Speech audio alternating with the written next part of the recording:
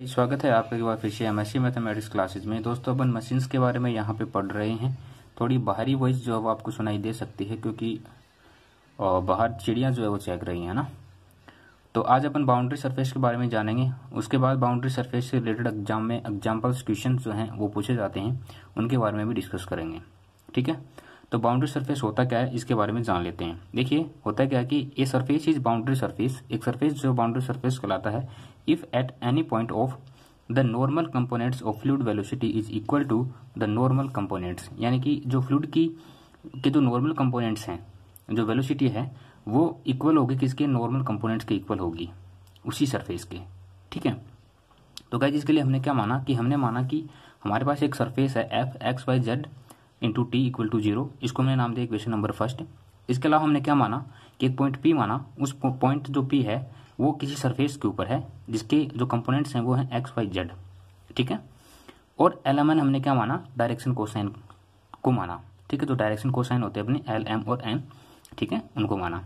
अब क्या हुआ कि हमने माना कि जो नॉर्मल वेलोसिटी है बाउंड्री की, बाउंड्री के ऊपर कोई पॉइंट पी है उसकी नॉर्मल वेलोसिटी है वो किसी समय बाद जब पॉइंट पी जो है वो मूव हो जाएगा पी डैश के लिए।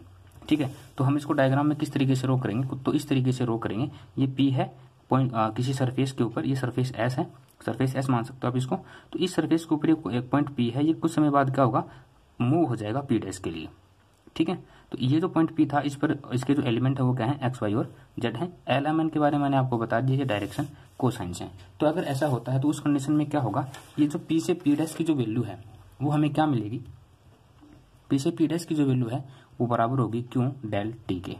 अब डेल टी कहाँ से आया, क्योंकि टी समय बाद क्या हो रहा है, मूव हो रहा है, इसलिए यहाँ से अगर हम इसका वेक्टर निकालें, पी से पी डैश का वेक्टर निकालें, क्योंकि यहाँ पे डायरेक्शन को डिनोट करें तो वो क्या होगी, क्यों del T into L iota plus M जे प्लस एन के। ठीक है, यहां से इसको थोड़ा सा और सोल्व करें तो हमें क्या मिलेगा कि ये क्यू टी और इसके साथ अंदर मल्टीप्लाई कर देंगे तो देखना क्यू एल डेल टी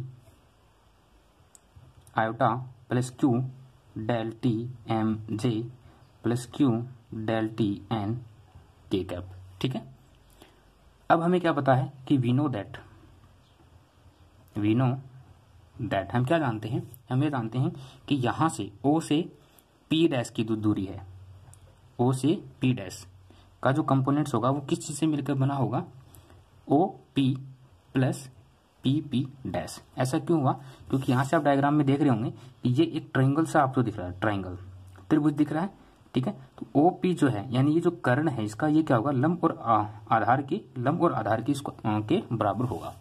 ठीक है, तो यहां से हम क्या करेंगे, ओपी डैश की वैल्यू निकालेंगे, वेक्टर ओपी डैश की वैल्यू निकालेंगे, वो क्या होगी एक्स आयोटा प्लस वाई जे प्लस जेड के, और पीपी डैश की वैल्यू हमने यहाँ पे ये निकाली है, तो ये क्या है plus Q L del T iota plus Q del T M जे plus Q del T N के कैप। ठीक है, यहां से हम क्या करेंगे, इन दोनों को ऐड कर लेंगे, तो यहां से हमारे पास जो ओ पी डैश की जो वैल्यू है वो क्या आएगी, ओपी डैश की वैल्यू क्या आएगी, ये एक्स का फंक्शन और ये एक्स का फंक्शन अगर इसको एक जगह करते हैं तो हमारे पास आएगा x plus Q L del T iota cap plus y plus Q del T m into j plus z plus Q del T N के कैप। ठीक है, तो यहां से हमारे पास ये वाली वैल्यू जो है निकल के आएगी। अब हमें आगे क्या करना है कि जैसे हमारी जो इक्वेशन थी, हमारा जो सरफेस था, equation of surface, so equation of surface on P dash, यानी कि पी डैश के ऊपर जो हमारी इक्वेशन होगी सरफेस की वो हमने क्या माना कि F X plus L Q del T, ठीक है, Y plus M Q del T, Z plus N Q del T. ठीक है, तो ये हमारे क्या हो जाएंगे, उस सरफेस के जो सरफेस हमारा पी डैश है उसके ऊपर पॉइंट हो जाएंगे। ठीक है, अब प्यारे बच्चों टेलर्स थ्योरम जो है उसके बारे में आपने जाना होगा। तो हम यहाँ पे इसको यूज करेंगे टेलर्स थ्योरम को, बाय टेलर्स थ्योरम।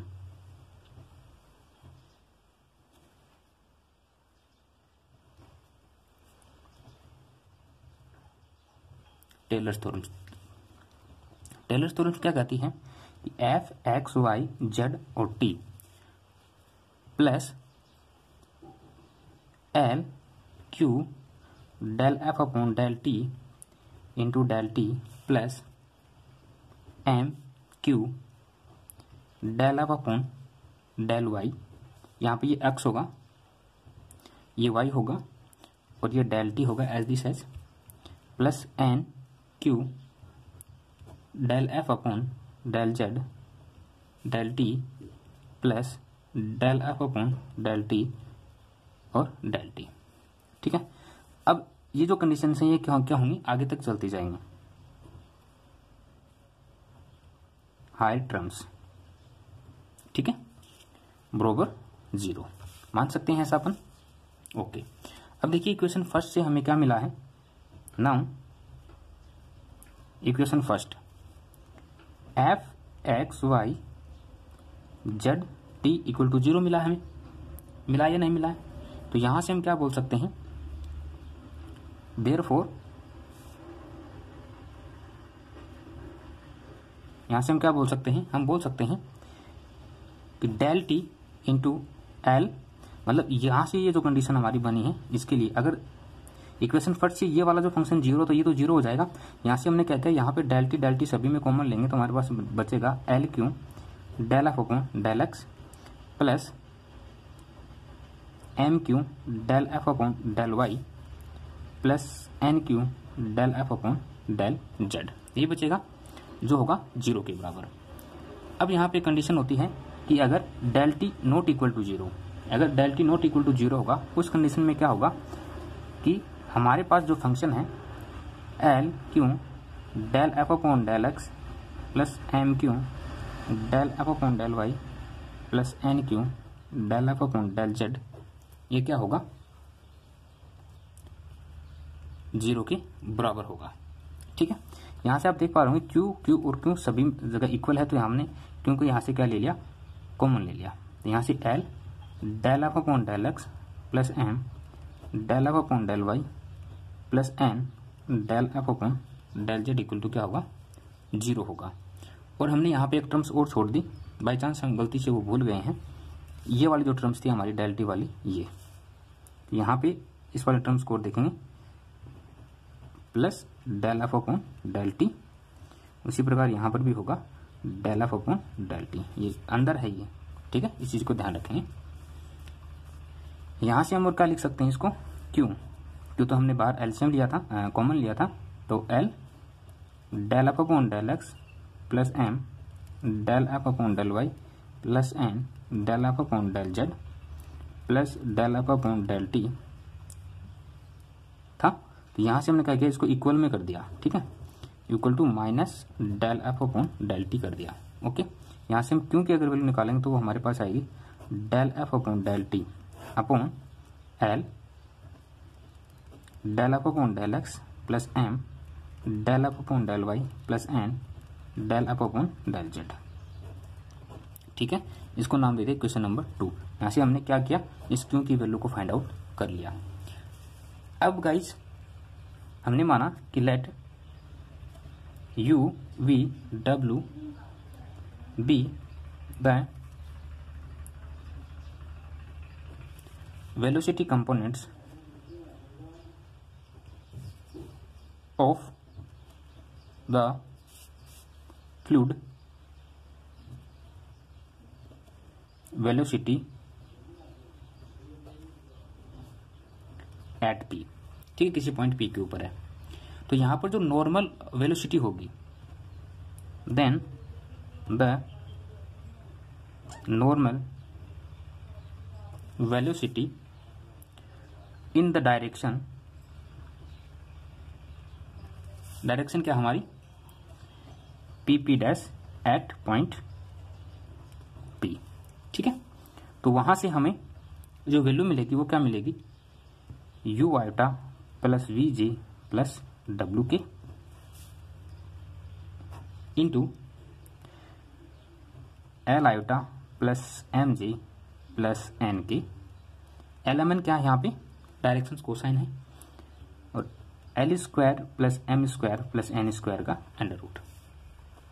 ठीक है, यहां से मैं इसको क्या लिख सकता हूं, U L plus M we plus W N.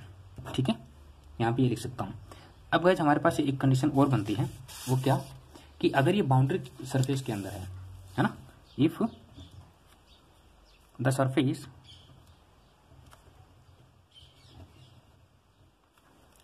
Surface is boundary surface,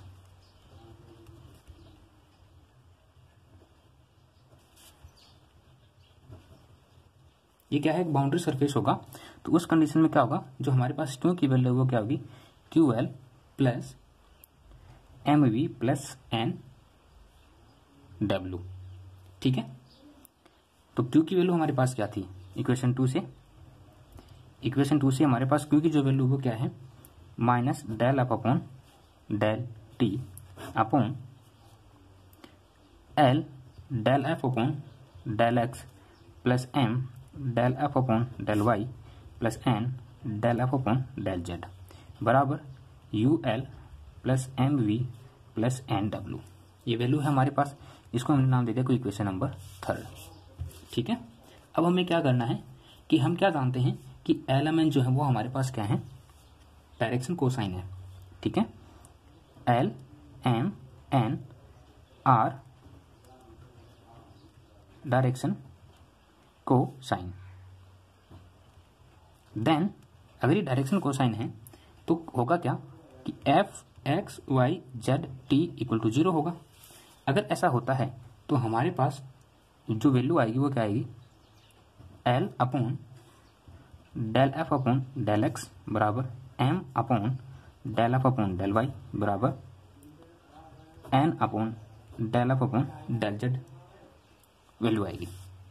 ठीक है, इसको मैं क्या लिख सकता हूं, l square plus M square plus N square under root upon del F upon del x की square plus del F upon del y की square plus del F upon del z की स्क्वायर का under root. ठीक है, यहां से L square plus M square plus N square की value 1। क्यों ऐसा क्यों होता है, जब हमारे पास डायरेक्शन कोसाइन एल होते हैं तो हमारे पास एक कंडीशन होती है L square plus M square plus N square equal to 1, ये कंडीशन होती है। ठीक है, तो यहाँ पर इसकी वैल्यू अगर मैं 1 रखूंगा तो रूट 1 की वैल्यू क्या हो जाएगी, 1 हो जाएगी। इसको मैं क्या लिख सकता हूँ, del F upon del x की whole square plus del F upon del y की whole square plus del F upon del z की होल स्क्वायर का अंडर रूट हो जाएगा। ठीक है, ये अंडर रूट लगाना नीचे अपॉन में, ध्यान रखना चीज को। ठीक है, और ये जो पूरी कंडीशन है इसको हमने क्या कह दिया, लेमडा बोल दिया। ओके, अगर हम इसको लेमडा बोलते हैं तो हमारे पास क्या होगा कि अगर L del F upon del X equal to lambda होगा, यहां से एल की जो वैल्यू हमारे पास क्या मिलेगी, lambda del F upon del X. उसी प्रकार अगर L del F upon del Y equal to lambda होता तो मेरे पास एम की वैल्यू जो वो क्या मिलेगी, lambda del F upon del Y, और इसी प्रकार एन की जो वैल्यू वो क्या मिलेगी, lambda del F upon del Z.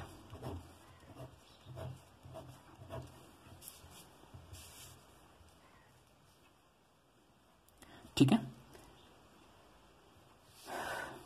Equation number 3 से एल एम और एन की वैल्यू जो हम क्या करेंगे, इक्वेशन नंबर 3 में पुट करेंगे। ठीक है, put the value l M n in equation 3, तो यहां से हमें क्या मिलेगा, minus del F upon del T upon lambda हमने बाहर ले लिया कॉमन पहले ही, del F upon del x की whole square plus del F upon del y की whole square plus del F upon del z की होल स्क्वायर। ठीक है, ये हमने पहले ही बाहर ले लिया, बरोबर lambda U del F upon del x plus V del F upon del Y plus W del F upon del Z. ठीक है, अब क्या करेंगे, इनको कंपेयर करेंगे। जैसे हम इसको कंपेयर करेंगे तो हमारे पास जो वैल्यू है वो क्या आएगी, lambda square del F upon del T upon lambda equal to lambda, और ये जो वैल्यू हमारे पास एज इट इज यहाँ पे आ जाएगी। ये जो वैल्यू ये यहाँ पे लिखनी है। ठीक है, तो यहाँ से हम क्या बोल सकते हैं, हम यहाँ से बोल सकते हैं कि del F upon del T plus U del F upon del x plus V del F upon del Y plus W del F upon del Z equal to 0। तो ये क्या है, बाउंड्री सरफेस को प्रूव करने के लिए equation है। ठीक है, इस प्रकार से हम इनको कर सकते हैं। ये वाला जो फॉर्मेट है इसको आपको याद रखना है। जब भी हम इस पर बेस्ड एग्जाम्पल जो है वो सोल्व करेंगे तो हमें इस वाली कंडीशंस को वेरीफाई करना होगा। सो गाइज आज के लिए इतना ही। Thank you so much. मिलते हैं नेक्स्ट क्लास में, तब तक अपना ख्याल रखिए, हंसते रहिए और मुस्कुराते रहिए।